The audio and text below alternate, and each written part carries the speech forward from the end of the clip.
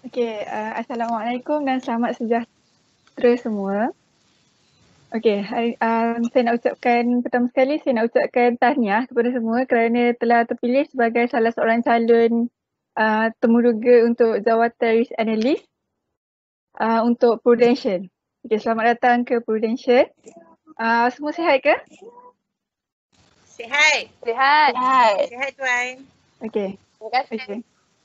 Okey, kita mulakan dengan sesi perkenalan lah. Boleh kenalkan nama dan sedikit latar belakang tentang diri anda. Okey, silakan. Assalamualaikum dan salam sejahtera. Nama saya Siti Aslinda binti Tun Zainal Abidin, berasal dari Sungai Perak. Saya merupakan graduan Universiti Kebangsaan Malaysia, mengambil ijazah sarjana muda Sains Aktuari. Pengalaman bekerja saya sebelum ini, saya merupakan pekerja sambilan di restoran makanan segera KFC Sungai. Hobi saya adalah membaca buku dan mendengar lagu. Okay, terima kasih. Okey, silakan seterusnya. Assalamualaikum. Nama saya Syazwina Aida binti Ayub. Saya mempunyai sarjana muda dalam Sains Aktuari dan merupakan graduan daripada UKM.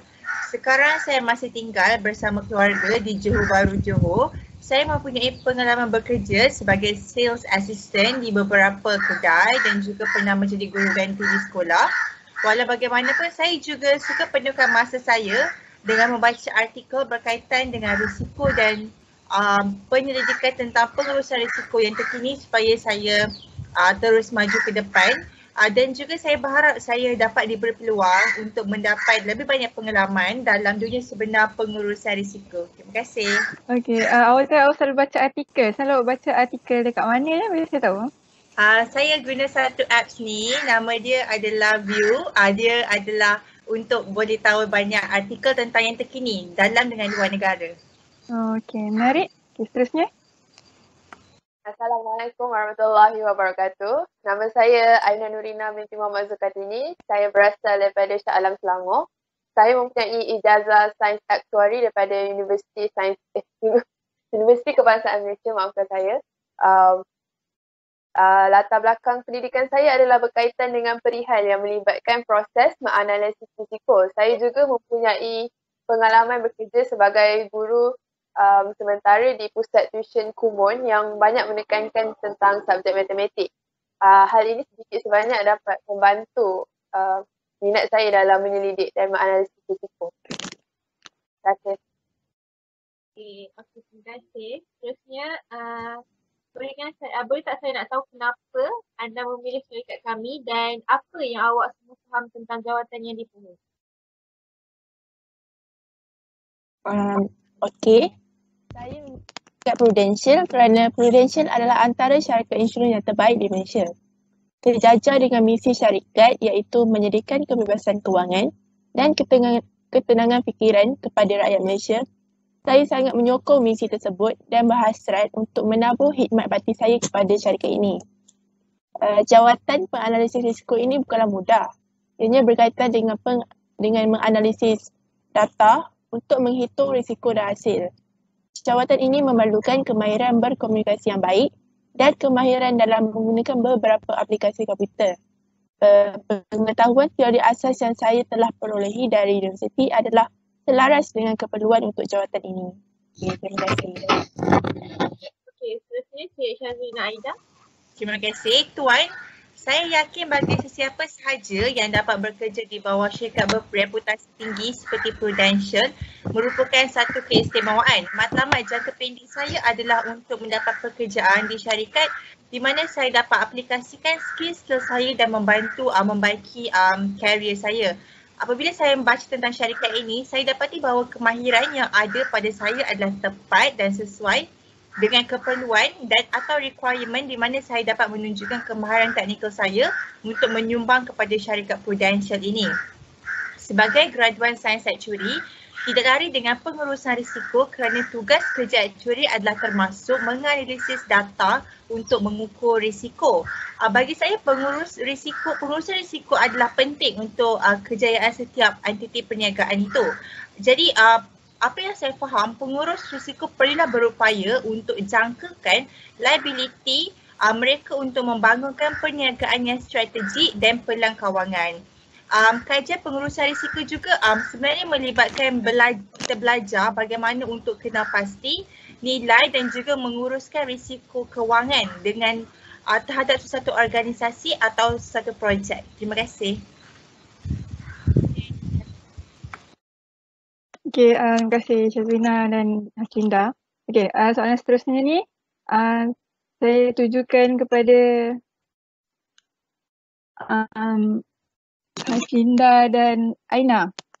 Okey. Okay. Yang pertama sekali, apa yang kita ada ramai calon. So apa yang membezakan anda dengan calon-calon yang lain yang membuatkan kami perlu untuk pilih anda sebagai risk analyst syarikat kami? Okey, silakan. Okey, saya adalah seorang yang berdaya saing, jujur dan dapat bekerja dalam tekanan. Walaupun saya adalah seorang graduat lepas ijazah, saya telah pun menyertai pelbagai aktiviti dan program yang telah pun membina kepribadian saya. Hasil dari pengalaman saya bekerja sambil dahulu juga, saya juga dapat belajar untuk berkomunikasi dengan baik terhadap pelanggan dan juga rakan sekerja saya. Serta saya juga mudah memberi kerjasama. Okay, terima kasih. Okey, silakan Aina. Cik Aina. Okay, pada pendapat saya merupakan seorang yang amat gemar untuk melakukan penyelidikan dalam perkara yang saya ingin lakukan dan saya juga percaya setiap kerja yang saya laksanakan akan sentiasa memberi impak terhadap setiap kumpulan dan organisasi yang terlibat bergantung kepada prestasi yang saya tunjukkan. Oleh itu, telah menjadi satu hobi untuk saya untuk sentiasa merancang dan mengatur dengan teliti sewaktu melakukan tugas saya. Kerana saya merupakan seorang yang cenderung kepada perkara yang melibatkan kemahiran yang strategik dan berangka. Pada masa yang sama, saya merasakan yang pengalaman yang berjaya saya perolehi dalam pelbagai jenis situasi yang telah saya hadapi juga akan membantu saya dalam jawatan penganalisis risiko ini. Terima kasih. Okey, terima kasih. Seterusnya, sebagai pengurus ataupun penganalisis risiko, berikan pandangan anda tentang risiko kritikal yang dialami oleh sebuah entiti perniagaan dan persediaan untuk menanganinya berkaitan dengan pandemik COVID-19 yang sedang melanda negara kita. Silakan. Terima kasih. Pada pandangan saya, berikutan dengan pandemik COVID-19 adalah persoalan adakah majikan ataupun syarikat benar-benar prihatin terhadap kesihatan fizikal tenaga kerja mereka. Maka di sini saya ingin memetik beberapa contoh yang telah dilakukanlah untuk mengatasi masalah ataupun isu-isu kuarantin. Okey, pada pendapat saya, syarikat betul-betul prihatin. Jika tidak, saya tidak rasa pekerja akan terus masih bertahan sehingga kini.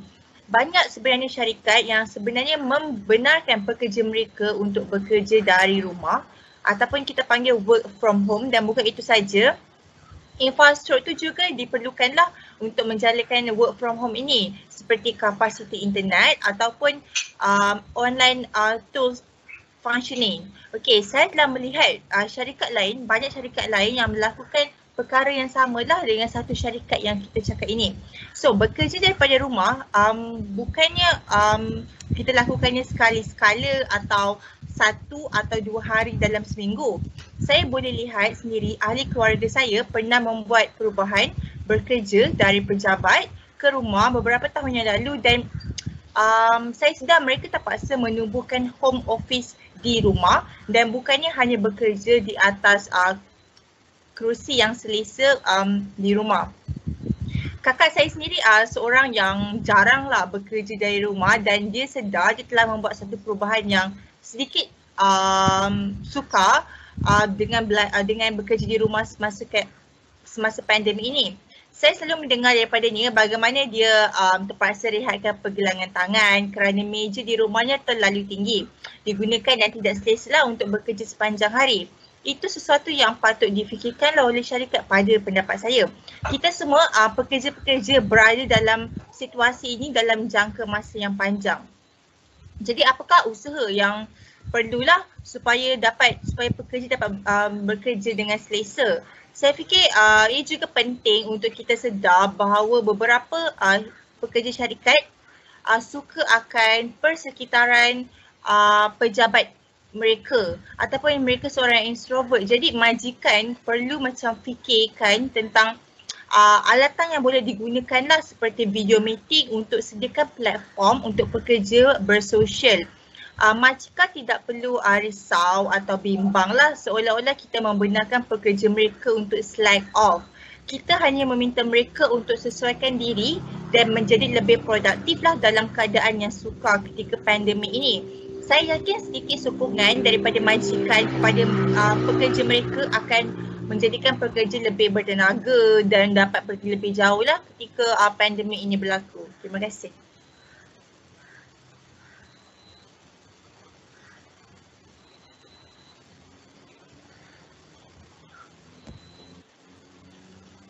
Okay, Cik Syarifina. Seterusnya, Cik Aina.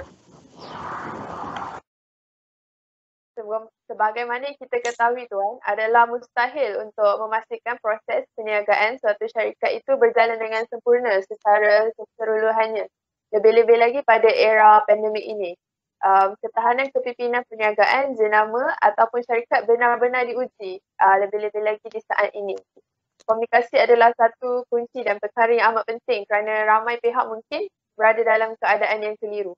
Dalam keadaan ini adalah penting untuk kita menunjukkan kepimpinan dan memperkukuhkan lagi komunikasi serta hubungan bersama stakeholders seperti para pekerja, pelabur, pelanggan dan juga pihak berkuasa. Kemudian, antara risiko kritikal yang paling ketara adalah perubahan dalam pengurusan tenaga kerja.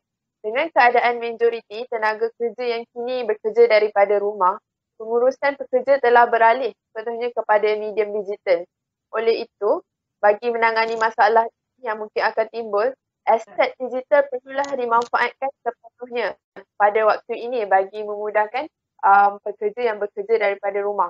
Maklumat bolehlah disalurkan melalui aplikasi seperti WhatsApp, newsletter ataupun platform media sosial secara berkala, tidak kira berminggu ataupun bulan. Mesyuarat juga boleh dijalankan secara atas talian bagi memastikan komunikasi dijalankan dengan jelas dan sempurna. Jika perkara ini tidak didekati dengan efektif dan secepat mungkin risiko pengekalan tenaga kerja akan berkurangan dan menjadi suatu isu yang mustahak apabila keadaan menjadi normal semula. Risiko ini dianggap sebagai salah satu risiko yang paling ketara dan kritikal untuk sesebuah organisasi semasa krisis. Kerana perkara ini secara tidak langsung akan mempengaruhi prestasi kewangan syarikat. Disebabkan berlakunya perubahan dalam tenaga kerja, terdapat risiko kewangan yang besar untuk organisasi kerana pekerja yang dikurangkan waktu kerjanya mungkin akan menghadapi masalah kewangan yang serius. Seterusnya akan menyebabkan mereka mempertimbangkan semula komitmen yang akan mereka berikan kepada syarikat itu dan seterusnya akan mempengaruhi prestasi kerja mereka dan prestasi syarikat yang mereka sedang bekerja. Oleh itu, langkah berjaga awal haruslah diambil seperti yang telah saya nyatakan sebentar tadi. Terima kasih. Terima kasih kerana sudi untuk memilih syarikat kami untuk bekerja dan sudi meluangkan masa untuk penyelidikan ini. Jadinya kami akan update lah dari semasa ke semasa, jadi anda semua perlu sentiasa peka lah. Okay, terima kasih. Okay. Terima kasih Terima Tuan. kasih Tuan.